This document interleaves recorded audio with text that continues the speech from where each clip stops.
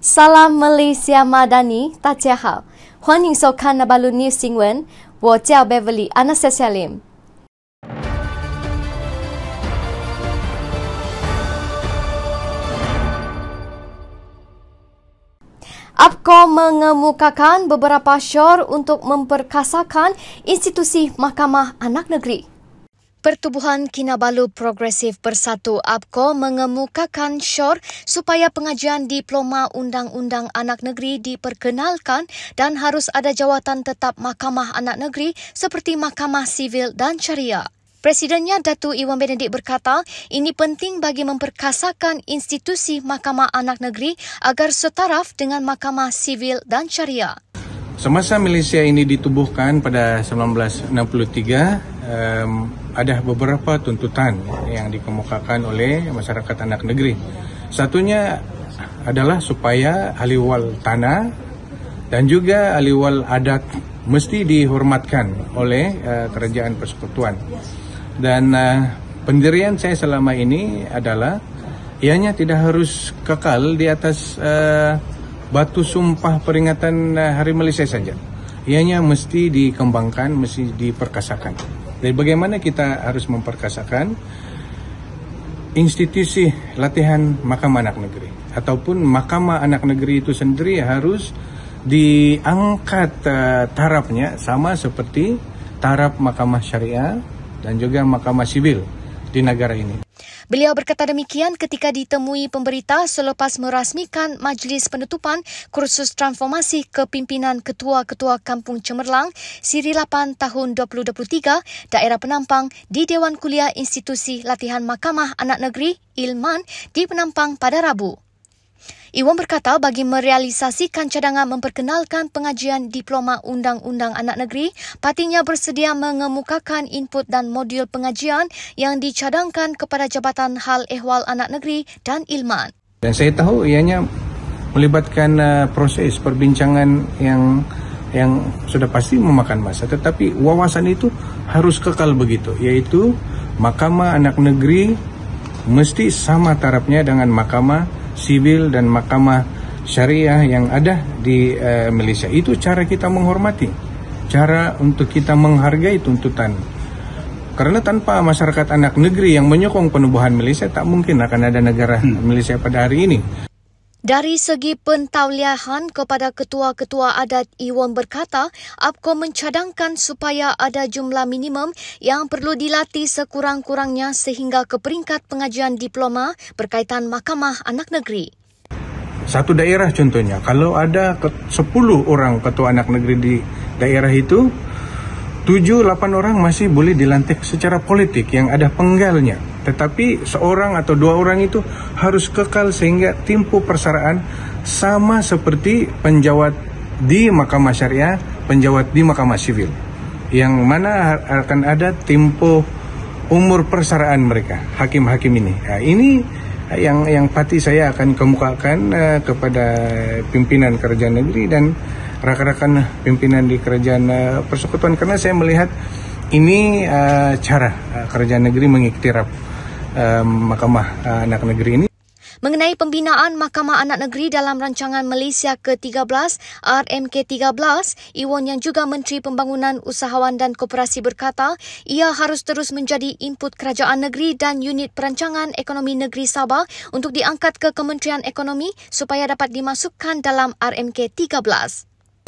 Di atas kapasiti sebagai ahli anggota Jemaah Menteri Persekutuan pada ketika ini, saya menyokong sepenuhnya wawasan dan keinginan masyarakat anak negeri di seluruh Sabah supaya satu bangunan Mahkamah Anak Negeri tersendiri dapat dibina di setiap daerah. Dan ianya bukan sesuatu yang baru.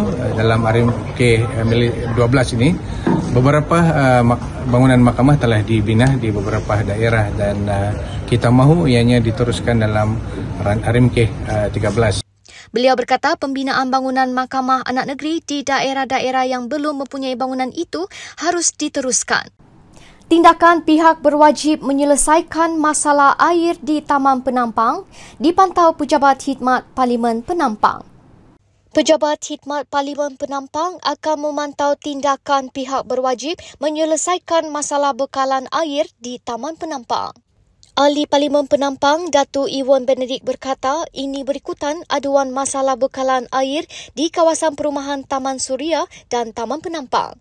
Pejabat Ahli Parlimen Pusat Khidmat saya telah menerima aduan di perumahan Taman Suria dan Taman Penduduk, dan sebenarnya sebagai makluman Pusat Khidmat telah mengambil tindakan, berbincang dengan Jabatan Air, berbincang dengan manajemen company, dan di peringkat Jabatan Air saya telah dimaklumkan bahawa tidak ada isu bekalan air daripada pipe ke tangki perumahan. Dan ada beberapa isu teknikal daripada tangki itu ke unit-unit rumah di Taman Suria dan di Taman Penampang. Kita harus maklum bahawa setiap unit ini ada manajemen fees dia, maintenance fees dia yang perlu dibayar kepada manajemen company, dan yuran itu yang digunakan oleh manajemen company ini untuk menyelesaikan kebocoran-kebocoran. Beliau yang juga Menteri Pembangunan Usahawan dan Koperasi berkata demikian ketika ditemui pemberita selepas merasmikan Majlis Penutupan Kursus Transformasi Kepimpinan Ketua-Ketua Kampung Cemerlang Siri 8 tahun 2023 Daerah Penampang di Dewan Kuliah Ilman di Penampang pada Rabu. Iwan berkata sekiranya perkara itu belum selesai dalam tempoh terdekat, beliau akan campur tangan untuk membantu mempermudahkan penyelesaian masalah itu. Dalam masa yang sama, jika perkara ini masih belum diselesaikan sepenuhnya dalam tempoh terdekat, maka saya kena intervene lah. Karena pada saya, Jabatan Air ada tanggung jawab dia, manajemen company ada tanggung jawabnya, pemilik kediaman ada tanggung jawabnya. Juga, dan pada ketika ini pejabat Pusat Khidmat dan saya memudahcarakan penyelesaiannya, dan kalau ada perkara yang di luar keupayaan manajemen company ini, maka saya perlu intervene dan melihat tentunya mengantar air. Beliau yang sebelum ini pernah menetap di Taman Penampang berkata, setiap kali ada isu kekurangan air, mereka akan rujuk kepada pihak syarikat yang mengurus perumahan berkenaan. Pada ketika ini, pendirian saya dan penelitian saya adalah sebagai pemudacara supaya manajemen company itu laksanakan tanggung jawabnya. Kalau ada perkara yang sudah di bidang kuasa Jabatan Air, maka menjadi tanggung jawab saya juga facilitate. Jadi kalau ada keperluan, contohnya masih ada masalah teknikal yang tidak boleh diselesaikan yang memerlukan implikasi keuangan ataupun sokongan dana daripada kerajaan, maka menjadi tanggung jawab saya untuk menginisiatifkan dana tersebut. Tetapi pada ketika ini berasaskan kepada jawapan bertulis yang di-emailkan kepada saya oleh manajemen company ini, mereka sedang melaksanakan inisiatif-inisiatif yang di bawah bidang mereka lah. Geran pentadbiran sebanyak RM2,000 disalurkan kepada setiap JKKK dan JKDB di Penampang. Ahli Parlimen Penampang, Datuk Iwan Benedict menyalurkan geran pentadbiran berjumlah RM166,000 kepada 83 Badan Jawatan Kuasa Kemajuan dan Keselamatan Kampung JKKK dan Jawatan Kuasa Kemajuan Dalam Bandar JKDB dalam kawasan Parlimen Penampang. Beliau yang juga Menteri Pembangunan Usahawan dan Koperasi berkata setiap JKKK dan JKDB menerima sebanyak RM2,000. Tujuannya untuk JKK itu mengadakan mesyuarat untuk membayar antara lainnya bil-bil, tunggakan-tunggakan bil elektrik, bil air bagi diwan ataupun bilik pentadbiran JKK di kampung, dan juga untuk gotong royong yang dianjurkan oleh JKK tersebut. Dan saya berhasrat untuk menjadikan ini sebagai satu program tahunan saya, di mana kita akan berikan geran pentadbiran kepada JKK Penampang setiap tahun. Beliau berkata demikian selepas menyampaikan sumbangan itu di Penampang pada Rabu. mengenai dana komuniti madani yang diumumkan Perdana Menteri Datuk Seri Anwar Ibrahim dalam Belanjawan 2024 baru-baru ini, Iwan berkata inisiatif baru itu adalah untuk program komuniti madani dengan peruntukan keseluruhan RM1 bilion. Peruntukan di antara RM50,000 hingga RM100,000 akan disalurkan bagi menjayakan projek yang dicadangkan oleh badan komuniti. Di mana satu badan komuniti dalam konteks di Penampang ini JKKK dan JKDB boleh memohon satu projek yang kosnya RM50,000 hingga RM100,000 untuk tujuan projek infrastruktur ataupun projek ekonomi di kampung masing-masing dalam komuniti masing-masing. Dan saya fikir ini pendekatan yang lebih baik melengkapkan inisiatif-inisiatif lain yang dilaksanakan oleh wakil rakyat, dilaksanakan oleh pejabat-pejabat daerah, pejabat daerah dan pelbagai kementerian lain. Yang ini Kerajaan Perpaduan mahu badan komuniti itu diperkasakan dengan mereka mengumumkan permohonan secara terus dan sebenarnya melaksanakan sendiri projek yang mereka cadangkan itu tanpa penglibatan kontraktor misalnya. Mungkin dilaksanakan secara bergotong-royong.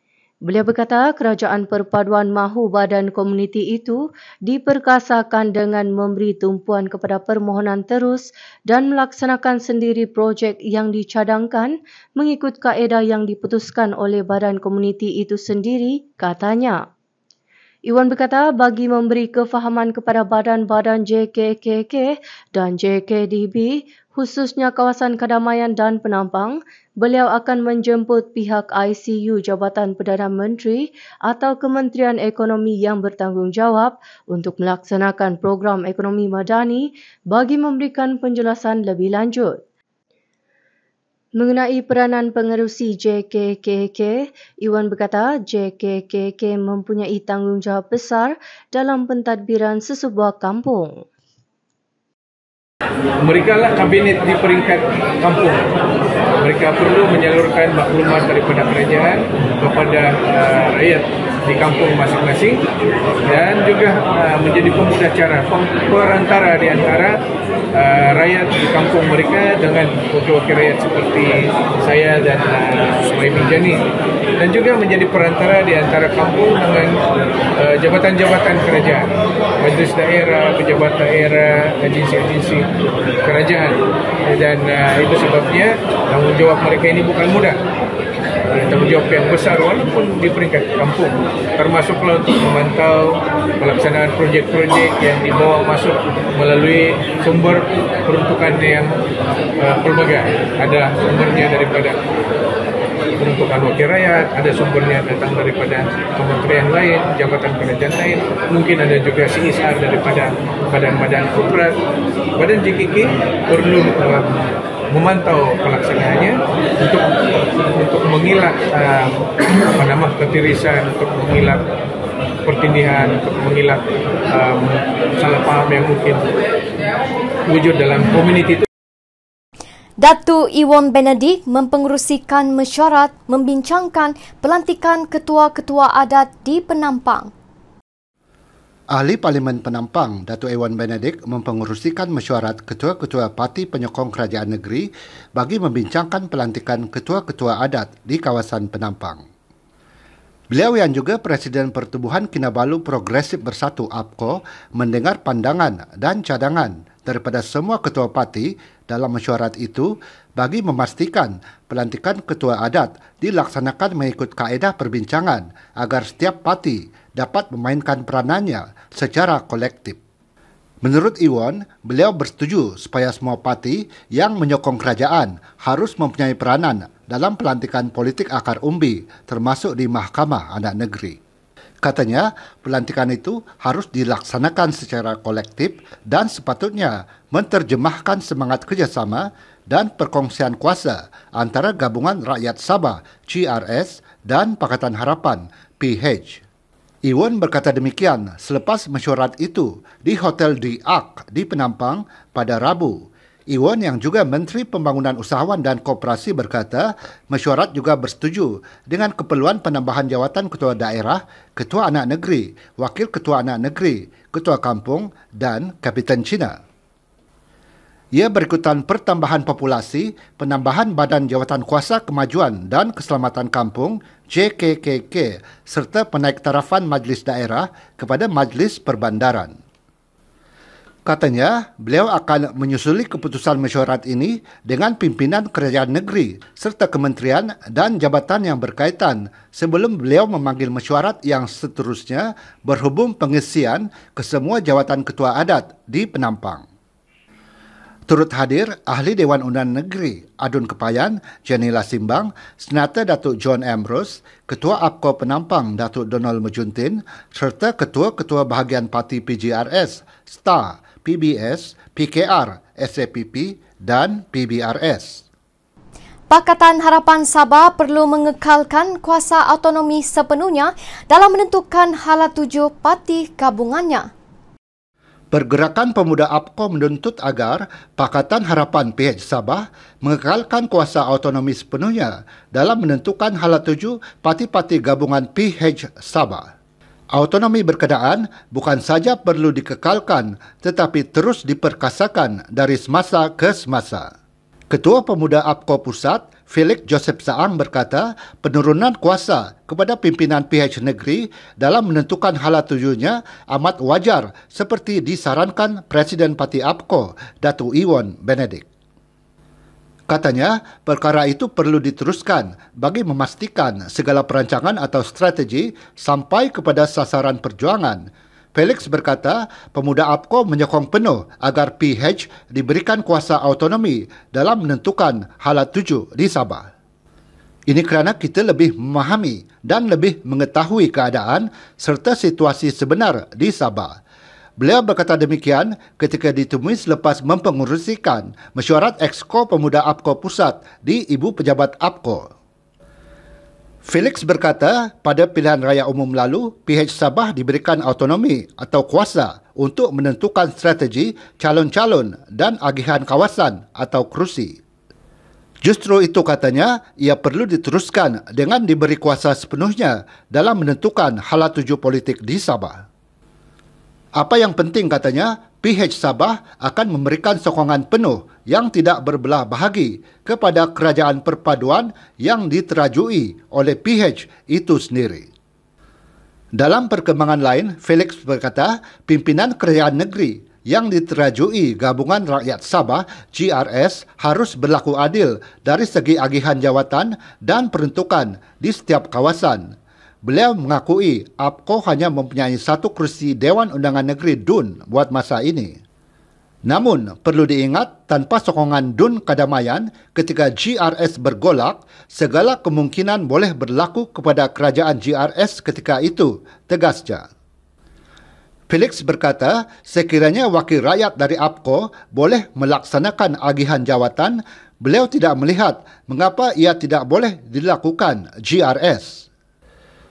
Kalaupun agihan jawatan 60-40 tidak boleh dilaksanakan sepenuhnya oleh pimpinan GRS, tetapi berilah tempat dan ruang kepada PH mengikut kesesuaian kawasan masing-masing, katanya. Ini sebenarnya bergantung kepada keinginan politik, keikhlasan, sikap hormat menghormati dan kesanggupan untuk berkongsi serta kejujuran. Felix berkata, semua parti dalam kerajaan ketika ini perlu menyerlahkan komitmen dalam menyelesaikan isu rakyat termasuk ekonomi demi masa depan negara. Wan An